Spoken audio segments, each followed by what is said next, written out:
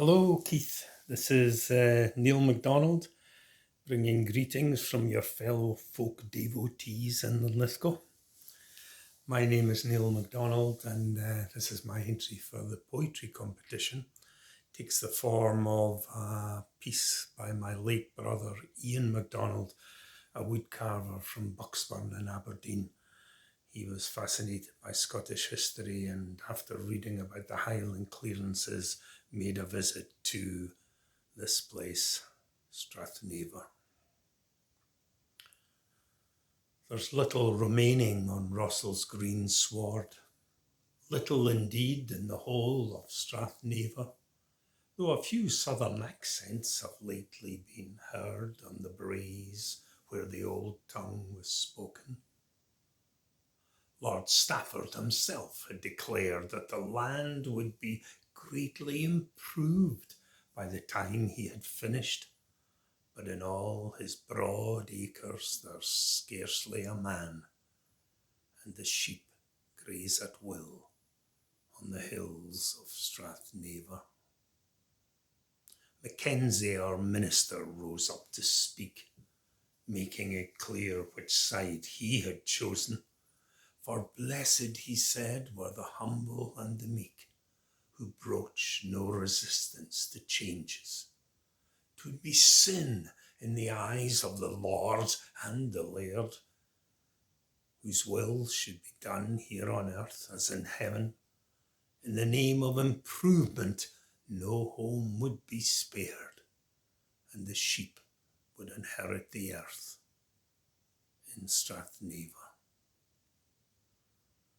Then the factor, the soldiers and the constables came with their guns and their swords and their writs of removal. And we watched as our houses were put to the flame, helpless to halt or to hinder.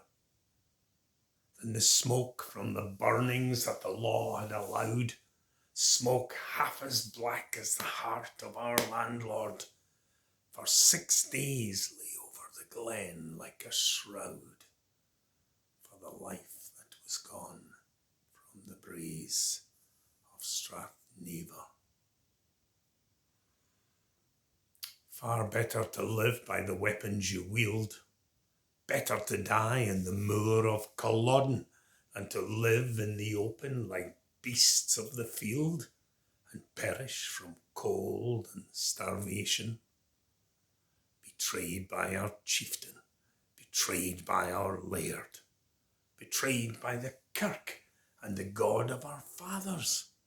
We could go to the devil for all that they cared. We could go far away from the land of Strathneva. So we walked to the north, up to Thursow's wide bay, and we boarded those ships that lay aged and rotting, and we prayed for a wind that would bear us away from all that was left of our homeland.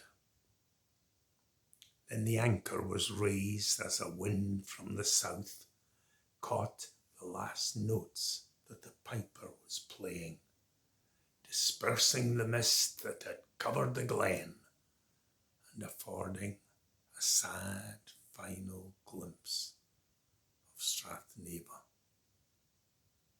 We were driven like dogs from the land of our birth, scattered abroad like the seeds of the springtime, wanderers now in some far distant land, singing the sad songs of exile.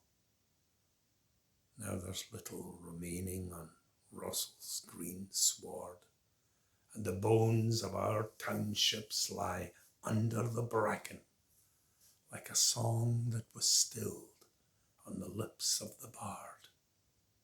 Our heritage died on the breeze.